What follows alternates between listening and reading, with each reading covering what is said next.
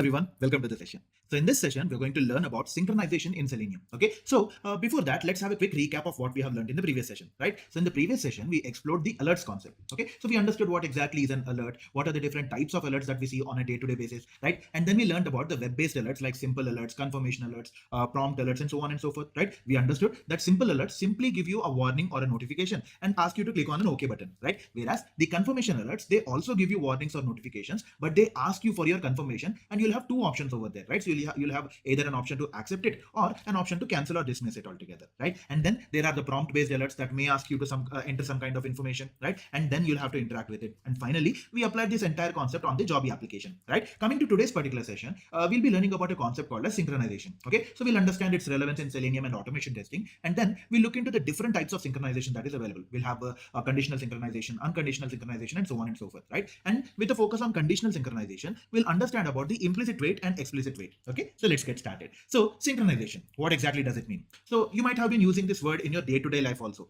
Basically, synchronization is a mechanism in which two or more components work parallelly to perform an operation smoothly. Okay, so in the context of Selenium, basically it talks about the process of managing the timing between the test steps and the web elements so that we can ensure that the test script, whatever we are writing, whatever code we are writing, it interacts with the application in a correct and timely manner. Okay, so you can think of it like this.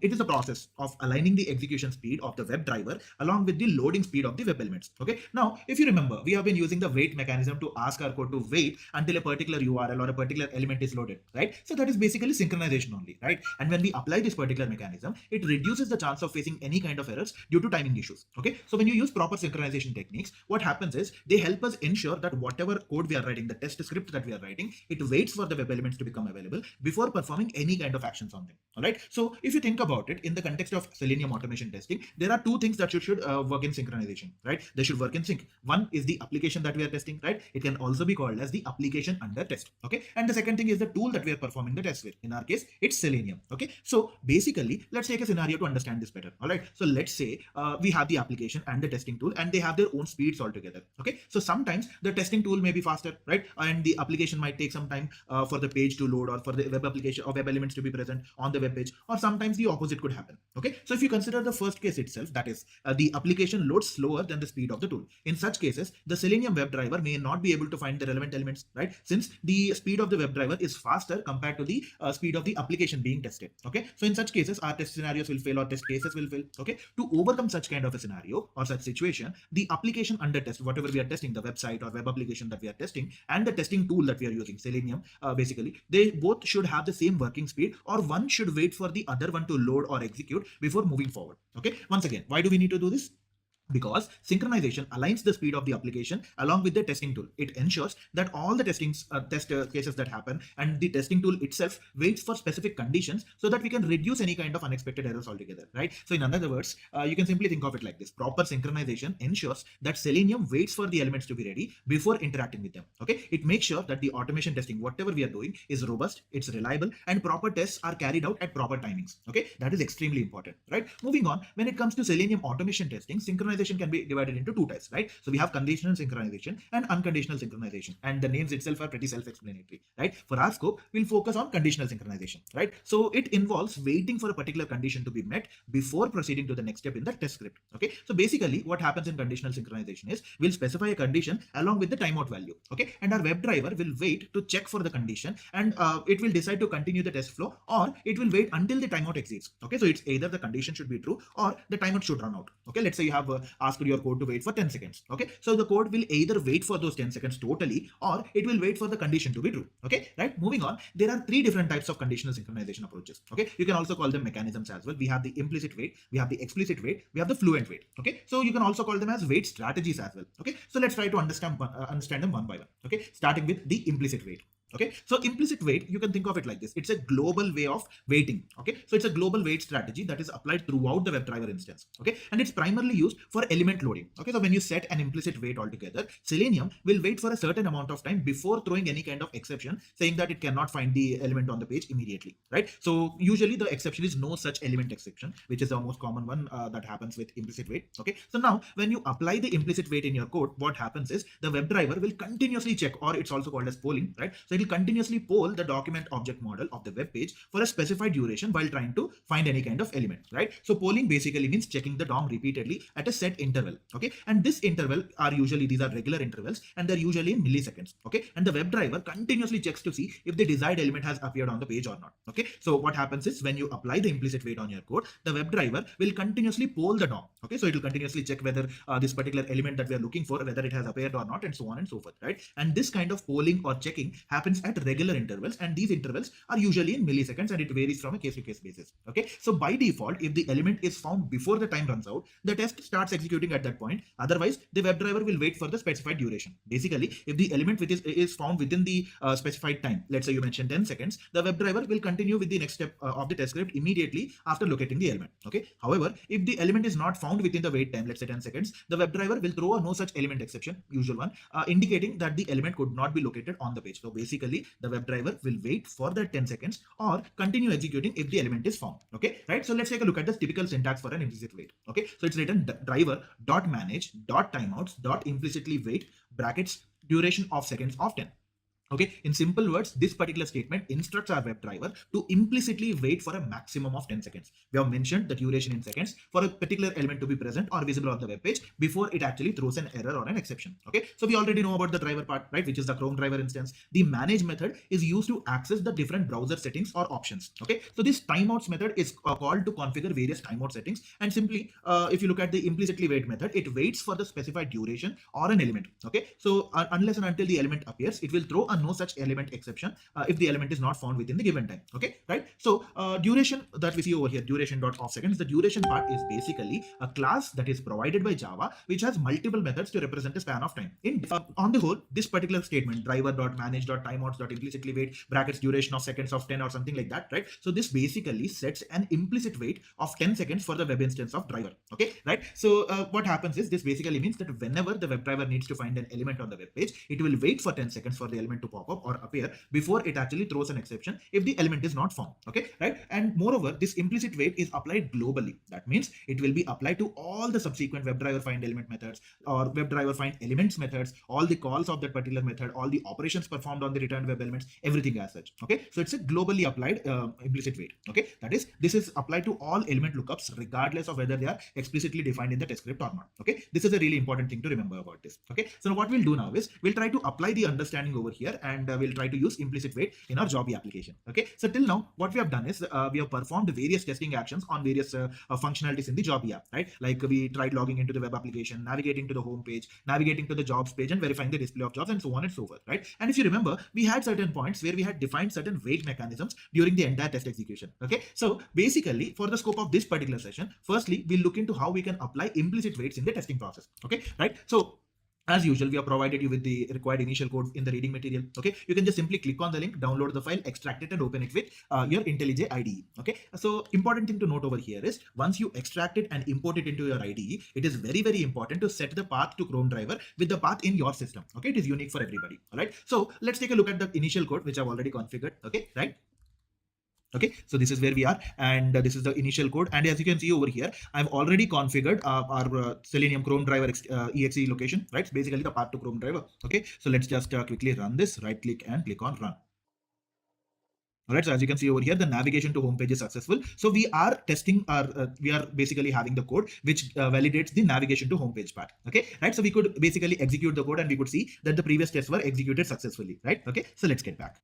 All right, so coming back to our objective, we want to test and apply the implicit wait in our Jobby application testing, right? Okay, so for that, we have already seen the syntax for it. We'll write driver.manage.timeouts.implicitly wait of duration of seconds of 10. Okay, now there are a few things that we need to understand about the implicit wait over here. First of all, this particular line of code will typically be placed after initializing the WebDriver. So once you initialize the WebDriver saying WebDriver space driver equal to new Chrome driver, you'll add this particular statement over here, the implicitly wait statement over here. Okay, secondly, you don't need to import any additional libraries to use implicit wait, because this implicit wait function itself is a part of the WebDriver API. Okay, so you only need to have a valid WebDriver instance to be able to use it. Okay, however, we will need to import java.time.duration to define the amount of time for the WebDriver to wait. Okay, that is an important step. Okay, and which you have already imported in the initial code itself, which is why we would typically write import java.time.duration. Okay, and finally, in the place of off seconds, we can also mention the time in milliseconds as well. There are multiple other methods that are available, and you can find them in the cheat sheet itself. Okay, and once we add this line, what happens is the implicit wait will get applied to all the instances of find element operations. So everywhere you have this find element driver.find element method, it will be applied to each and every operation. Okay, so every time there's a code that defines a new instance of finding an element, let's say web element username element equal to driver.find element, or web element password element equal to driver.find element, or let's say you are locating the button element altogether. Okay, so any of these steps, everywhere this gets applied. Okay, so this implicit wait gets applied because it's a global wait mechanism. Okay, right now, if any of these steps fail, let's say the username itself is wrong, all the other steps will also wait until this particular duration is done. Okay, so let's look at this way. When you apply the implicit wait in this scenario, you're basically telling the program to wait for a certain amount of time to find the element on the page before giving up and showing an error that it is not found. Okay, it's very, very straightforward. When you define the implicit wait over here, you are asking the code, you're telling the code that you have to wait until this particular duration is over, or you find the element. Okay, and only after this particular duration is over, you are supposed to give me any kind of error notice or exception case altogether, right? So if we search for the username field and it takes some time to appear, the implicit wait will be patient. It will wait for this particular element to appear. But if the username field itself is not there at all, or it's kind of given wrong, it will still wait for the specified time and then say that I could not find it. Okay, so this rule applies to every search that we do in the entire code. Okay, so we need to be very, very careful about how much time we set for the wait, so that we don't ask the program to wait for a long time unnecessarily. Okay, right? So with that understanding, let's try to modify our code. What we'll do is we have this input hashtag username input using the CSS selector, ID selector, right? So what we'll do is we'll deliberately make a small change into it so that that particular element does not exist at all. Okay, so let's try this out. All right, so as you can see over here, we have this input hashtag username input right over here. So if you look at it, we have user capital N name and capital I input. Yeah, we have this in uppercase. Okay, so first step is to actually add the relevant code that basically applies the implicit wait altogether, right? So what we'll do is we'll just quickly navigate to the line below the WebDriver declaration. Okay, and here we'll write driver dot we'll have to manage, we'll ask the manage method dot timeouts. We are managing the timeouts for the WebDriver using the implicitly wait. We need to give a dot notation over here, implicitly wait for a duration dot of seconds. We are asking it to wait for 10 seconds, right? So when you write a statement like this, you need to understand in which logical manner we are writing, right? So we are asking our driver to manage the timeouts by implicitly waiting for a duration of seconds, and the number of seconds is 10. We are asking our code to wait for 10 seconds before it actually finds this particular element. Okay, so what is the first element that we want to find? We want to find the username input part, right? So let's deliberately make this change. Instead of capital N, let's give a small n, save the code, and then run it and see what happens. Okay, right? So let's right click on this, click on run. So as you can see over here, we have a pop-up, right? So if you observe here in this particular output part, we'll see that after 10 seconds, we'll be shown a small error altogether, right? So it waited for a couple of seconds, like specifically we told it to wait for 10 seconds, and then it gave us an exception saying no such element, unable to locate the element altogether, right? Okay, so we basically got an error. Let's get back and try to understand why this happened. Okay. All right, so we saw how implicit wait works, and it waited until 10 seconds before giving us an error, right? So that's how it works. And if you break it down, what happens over here is the WebDriver will first try to find the element where the ID is username input. We have deliberately given a wrong ID over here, right? So if the element is not immediately found, instead of directly giving us an error saying that I did not find the element, the WebDriver will pause for a brief amount of time, usually in milliseconds. Okay, after this particular small pause, what happens is the WebDriver will make another attempt to find the username input element. Okay, and it will keep on following this cycle. It will try to find it, and if not found, it will wait for it until and unless the maximum cap of 10 seconds is reached. Okay, so this repetition continuously keeps on happening until and unless those 10 seconds are reached, or whichever time we mention. And even then, after 10 seconds, even then, if the required element is not found, then it will give us an error. Okay, right? So let's see what happens when we give the correct element details. Okay, let's try it out. All right, so here we have our code, and instead of the username input over here, what we'll do is we'll put it back as the username input where n is capital. Okay, right? So all we have done is we have deliberately, in the earlier case, we have deliberately given a wrong input altogether. Now we have corrected it, and let's see what happens when you give the correct input. Okay, right? So if you observe over here, the duration of implicit wait is still 10 seconds. Okay, right? So let's just run this and let's see what happens. So the Chrome driver opened, we sent all the relevant information, and it was done in a matter of maybe less than 5 seconds altogether, right? Okay, so we basically had an immediate response because the code found the element and the element was loaded and it continued with the required execution altogether. Okay, let's get back.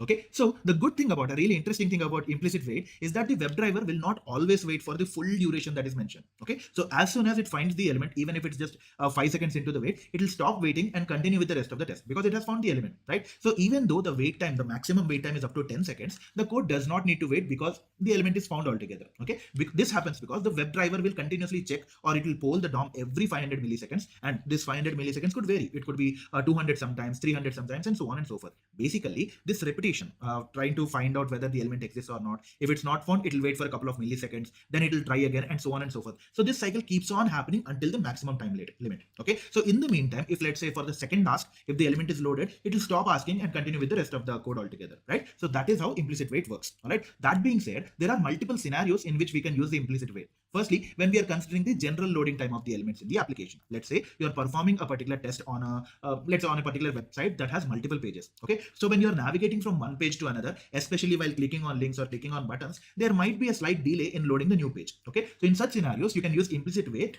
to ensure that the elements on the new page are ready before interacting with them. Okay, you can either use implicit wait in that scenario. Another scenario is when the application that we are testing, the application under test, is a stable one, in the sense there are no dynamically loading web elements in our application, and the load time is relatively consistent. The overall load time is consistent. Okay, so let's consider a scenario where you are testing a simple registration form, and obviously all the elements of the registration form are primarily stable, right? So they are not dynamically loaded, and typically they would load in a reasonable amount of time. Okay, it's not like you'll click on it and 2 to 3 minutes later the page gets loaded. Okay, so in such scenarios also you can set a moderate implicit wait to handle any kind of minor delays in the element availability. Okay, so these are a few common scenarios. There are many more such scenarios like this. Okay, so now let's look into another type of conditional synchronization approach called as explicit wait. Okay, remember, you can also call them wait strategies as well. Okay, right. So explicit wait in Selenium is a type of synchronization mechanism that allows you to wait for a specific condition to be true, or it can also be applied to elements as well. Okay, right? So unlike implicit wait, which is kind of applied globally to all the element interactions, explicit wait allows you to target specific elements or specific conditions individually. Okay, right? And these conditions could be anything, right? It could be like you could ask your program to wait for the presence of a particular web element, or you can wait for a web element to be visible altogether, or wait for an alert to be present, and so on and so forth. There could be many more such scenarios as such. Okay, so the Selenium WebDriver, it provides the WebDriver wait and expected condition classes for implementing these explicit waits. Okay, and as we have mentioned earlier, this explicit wait provides a better control than implicit wait. Okay, right? And if you have observed it earlier, we have already been using this particular explicit wait mechanism. Okay, the syntax is pretty straightforward, right? We'll write WebDriver wait space, we'll give it a new instance wait equal to new WebDriver wait of whichever WebDriver we are using and the timeout in seconds. Okay, and then we'll ask the program to wait until the expected conditions are matching some other condition for a particular element altogether, right? So if you break it down, the WebDriver wait class takes two arguments. It takes the WebDriver and the timeout in seconds. The WebDriver is basically, in our case, it's Chrome driver. In different cases, it could be Firefox driver or anything like that. Okay, so the timeout in seconds part is the maximum amount of time our WebDriver will wait for a condition to be true.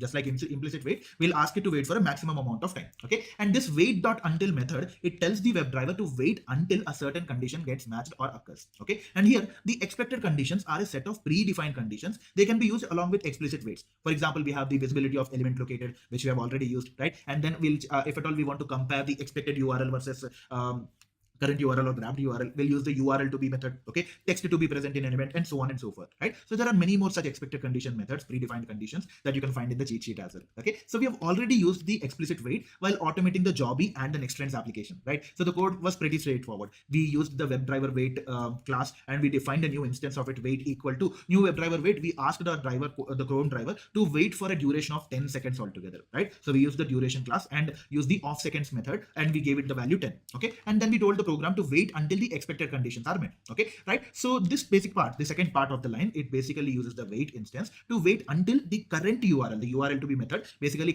checks the current URL of the web page to match the expected URL, right? Okay, and the expected conditions dot URL dot to be is kind of like a predefined condition in Selenium that will check if the current URL of the page is equal to the provided expected URL. Okay, right? And here we are basically telling the WebDriver to wait until the URL in the browser that is loaded, it matches the expected URL. Okay, in this way we are synchronizing the WebDriver and the application speeds. Okay, so as we discussed, the expected conditions are a set of predefined conditions that are used along with explicit waits. Okay, so for example, we have visibility of element located, URL to be, text to be present in element. Sometimes what happens is, unless and until you fill up an entire form, the submit button does not become clickable, right? In such situations, you can use element to be clickable, right? In fact, we have already used some of these type of conditions in the previous sessions altogether, right? So there are many more such examples present in the cheat sheets. You can refer to them and experiment with them as well, right? Moving on, the implicit and explicit waits are the most commonly used waits to achieve the synchronization in Selenium. Okay, there's another type of mechanism in conditional synchronization, which is the fluent wait. Okay, so fluent wait is more or less similar to the explicit wait mechanism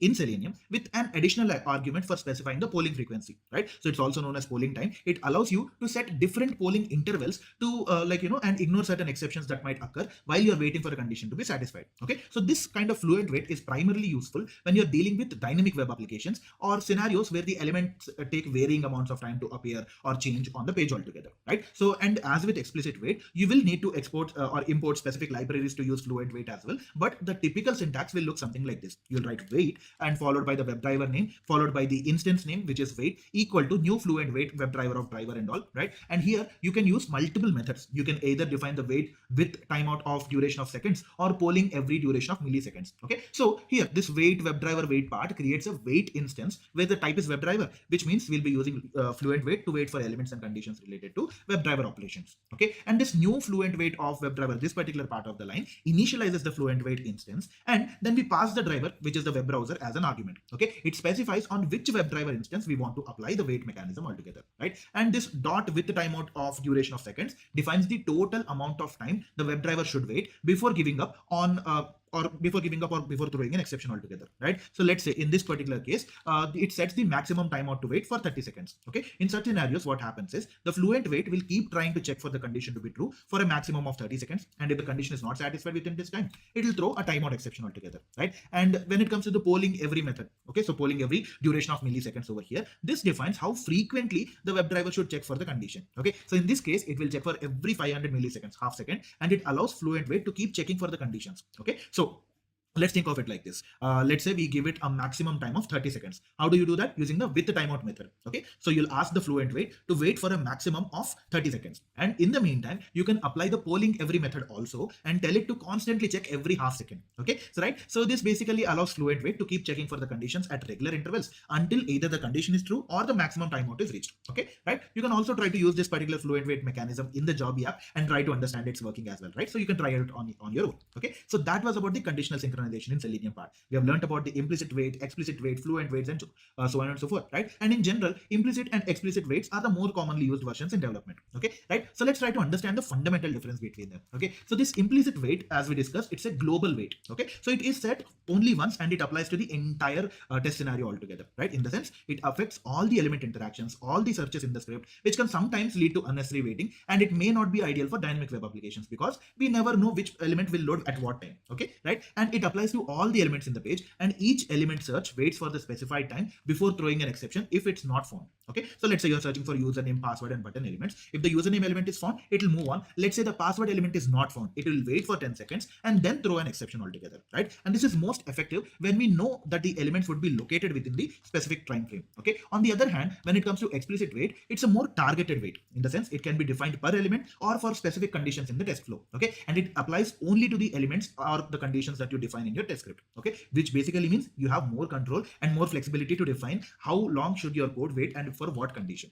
Okay, for example, let's say we used this particular method, visibility of element located. Okay, so this is applicable to the specific elements, or let's say you want URL to be method. Okay, that's an example for the conditional explicit wait. Basically, the most effective when you are using or when you know that the elements in the page are taking a long time to load, or when you need to wait for specific conditions to be true before proceeding with the test altogether, right? So though we use implicit and explicit wait together in this particular session's example, that was done only for our understanding, and it's ideally not suggested to do so, because in Selenium, using both implicit wait and explicit wait together can lead to unpredictable and undesirable results altogether, right? Because both of their working mechanism is independent. Okay, sometimes when you use both of them together, what happens is their execution mechanism might interfere with each other and start causing unexpected delays, unexpected executions altogether, right? So it is never like it's always a best practice to avoid mixing implicit and explicit wait together in the same test script, so that you have a more reliable and predictable waiting behavior altogether, right? So let's quickly summarize what we have learned in this particular session, right? So we understood what exactly does synchronization mean. We understood